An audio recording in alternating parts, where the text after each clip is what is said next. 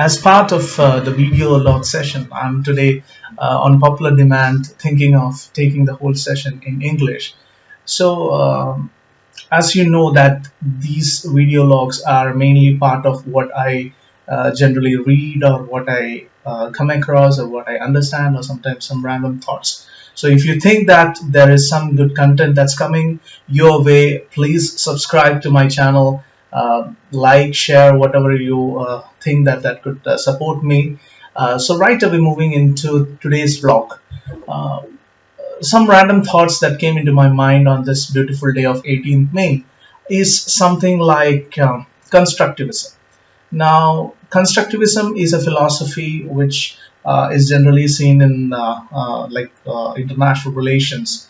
Now, the arrival of constructivism often is associated with the end of Cold War era, an event where the traditional theories, say like realism or liberalism, failed to account for. But having a dominant focus on the state, the traditional theories have not opened much space to observe the agency of individuals. So, after all, it was the actions of ordinary people that ensured the end of Cold War, not those of states or international organizations or anything like that. Constructivism sees the world and what we can know about the world as socially constructed. Now, I'll explain on this, but this view refers to the nature of reality and the nature of knowledge, what in research we call as ontology and epistemology, particularly. Now, Alexander Wendt, if I go to the explanation of constructivism, I cannot go ahead without taking the name Alexander Wendt.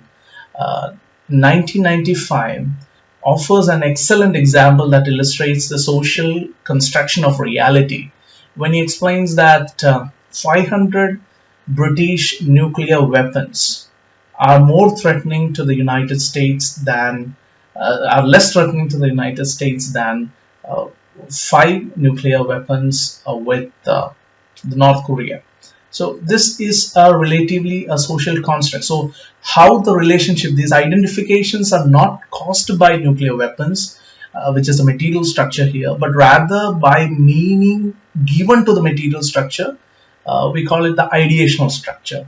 So it is important to understand that the social relationship between the United States and Britain and United States and North Korea is perceived in a similar way by these three states, as a shared understanding, or there is an intersubjectivity forms the basis of their interactions.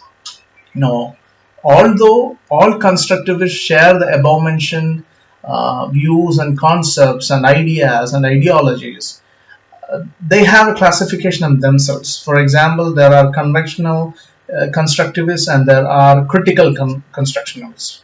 Now, constructivism in its conventional terms generally addresses what type of question, what it is and what it should be. Now, on the other hand, conventional constructivism mainly attacks on the how part, how the identity is changed or how things work out like this. So what I wanted to discuss today is like most of the things, if you see, is a social construct.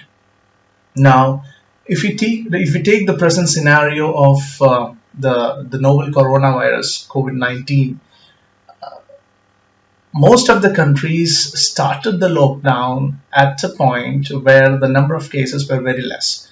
But in the present scenario, when the number of cases are very high and it's rapidly increasing, everybody is talking about opening up. So it's a social construct that's changing. So the majority view, the majority opinion shifts based on the social construct, and the identities, norms, values also shift. So though constructivism is a very good philosophy in itself, at times like this, like desperate times, desperate measures, we should also think of realism, we should also think of liberalism, and we should consider these aspects also into consideration.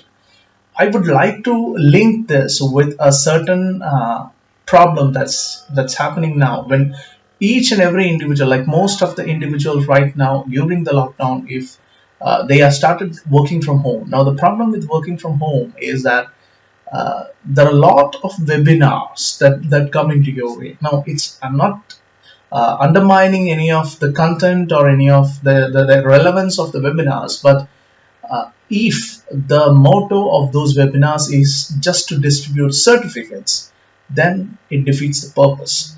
So rather than just a certificate dispatching scheme or agenda, these webinars, if they are adding value to you, if they are giving you something. See, before lockdown, everybody commanded, or the people who commanded good positions were individuals who could get things done.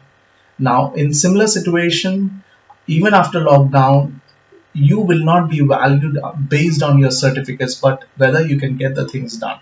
So if the things or the webinars are adding value, I will call it problem of plenty, because now everybody wants to share his or her knowledge. That's fine, but making a certificate, formalizing it, and trivializing the value of certificates, that's a cause of concern. So I'd like to link constructivism with this. You cannot, in this present world that is raided by pandemic, you cannot go ahead with only the constructivist approach. You need to think in terms of realism, in terms of liberalism, etc.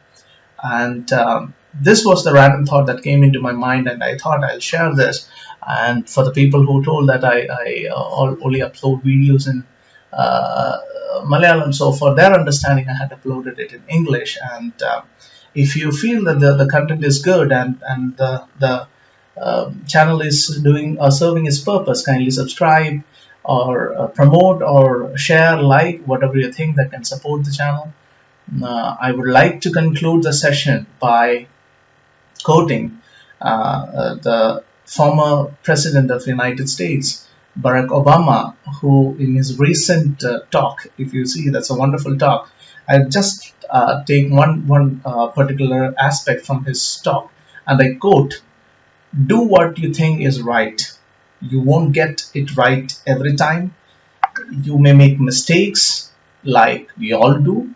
But if you listen to the truth that's inside yourself, even when it's hard, even when it's inconvenient, people will notice. Now they will gravitate towards you. You will be part of the solution instead of being part of the problem." Thank you.